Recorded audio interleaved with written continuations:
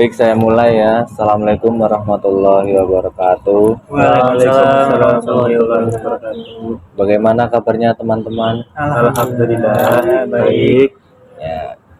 Ya, jadi di sini saya akan melakukan sesi konseling kelompok. Nah, sebelum sesi konseling kelompok ini dimulai, alangkah baiknya kita awali dengan berdoa terlebih dahulu ya. Nah, saya pimpin berdoa dimulai.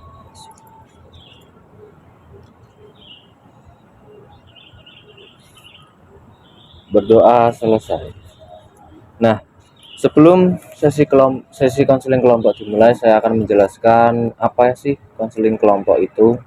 Nah, konseling kelompok adalah membantu individu mengatasi masalah, meningkatkan kemampuan sosial, dan mencapai perkembangan pribadi melalui interaksi dalam kelompok yang dipandu oleh seorang konselor.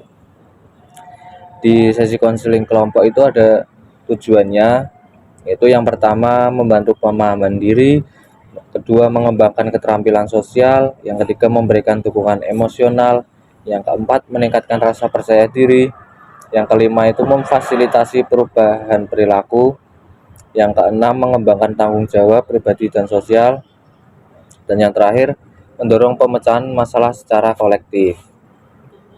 Nah, setelah pengertian ada asas-asas yang dilakukan oleh sesi konseling kelompok. Itu ada 3. Yang pertama itu ada asas kerahasiaan, yang kedua asas kesukarelaan, dan asas keterbukaan. Nah, sebelum sesi dimulai, izinkan saya untuk memperkenalkan diri dan perkenalan masing-masing dari teman-teman di sini.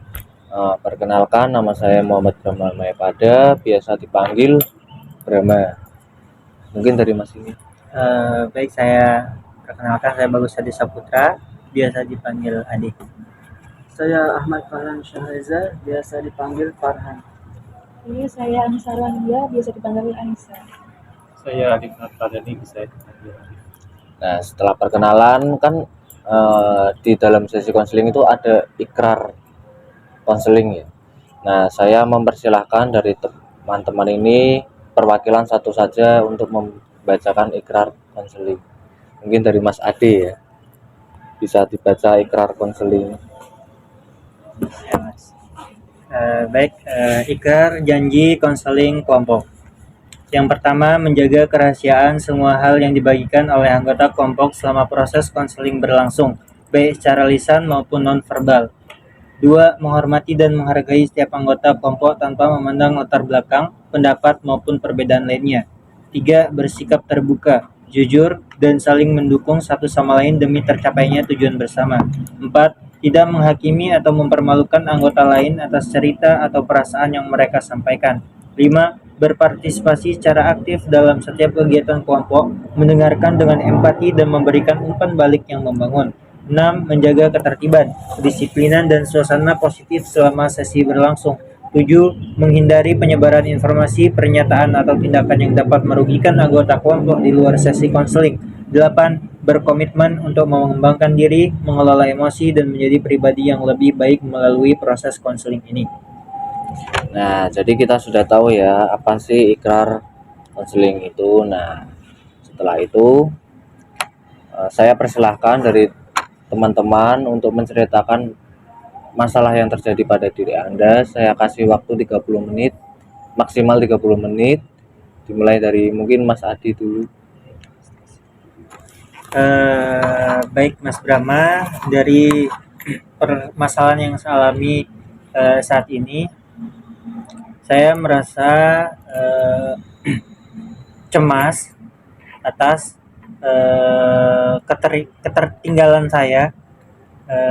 Jadi saya tuh melihat teman-teman saya yang lain itu sudah di ACC judul skripsinya. Nah, sedangkan saya belum. Jadi saya tuh kayak merasa cemas dan stres memikirkan judul apa yang cocok agar judul saya itu cepat di ACC. Nah, jadi saya kesini untuk meminta sarannya Mas Brahma dan teman-teman. Mungkin ada saran untuk saya agar judul saya cepat di ACC, atau mungkin apa yang saya bisa lakukan agar judul saya cepat di ACC oleh dosen. Baik. Itu saja Mas. Berarti masalahnya Mas Ade itu cemas ya, karena judul skripsinya belum di-ACC oleh dosen. Baik, selanjutnya mungkin dari Mas Farhan. Mungkin saya cemas terhadap masalah keuangan, di mana saya mendapat, di mana per bulan itu dijatahi kiriman sebesar senilai 1 juta, di mana sebagai seorang mahasiswa kayaknya kurang ya kalau cuma sebulan 1 juta. Tetapi saya juga nggak kerja, jadi pinter-pinter bagi uang. Nah, masalahnya itu saya itu terlalu boros dan tidak pandai mengatur keuangan. Nah, mungkin dari Mas Brahma bisa menyampaikan saran atau pendapatnya. Bagaimana sebaiknya saya agar bisa mengatur keuangan saya agar cukup uang 1 juta sampai sebulan. Berarti Sudah, terima. masalah Mas Farhan itu cemas karena uang bulanan ya, Iya, kurang cukup ya. iya. Baik. Ya, mungkin setelah Mas Farhan bisa Mbak Anissa dulu. Oke, baik, terima kasih waktunya. Jadi gini Mas, akhir-akhir ini tuh emang kayak saya tuh lagi banyak banget masalah dari akademik dan internal juga ada. Nah, dari masalah-masalah itu tuh kayak bikin saya stres banget gitu loh, dan juga bingung gimana. Soalnya saya tuh tipe orang yang apa ya, susah fokus kalau lagi ada masalah gitu loh. Jadi dengan bertumpuk-tumpuknya masalah itu tuh bingung nih mau fokus memperbaiki yang mana dulu atau mendistract yang mana dulu gitu Mas. Oke, berarti itu masalahnya Mbak Anissa tuh karena cemas, nggak bisa menyelesaikan masalah yang dulu diselesaikan, yang mana dulu. Yang mana dulu. Nah, mungkin Mas Halid. Mungkin sama sih dari teman-teman yang lain juga. Yang pertama jelas masalah keuangan. Apalagi sekarang udah menjelang semester akhir, banyak tugas-tugas yang memerlukan print dan lain sebagainya. Belum lagi uang jajan, uang bensin dan lain-lain.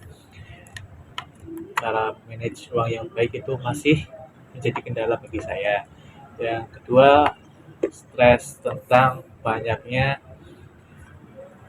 tugas dari tugas akhir maupun dari tugas UAS. Kayak misal tugas ini kan menjelang detik-detik akhir semester, banyak nih tugas UAS yang menumpuk, ngejar deadline, belum lagi ditambah harus kelar proposal skripsinya di akhir semester ini, jadi agak pusing juga, stres juga, seperti itu Mas.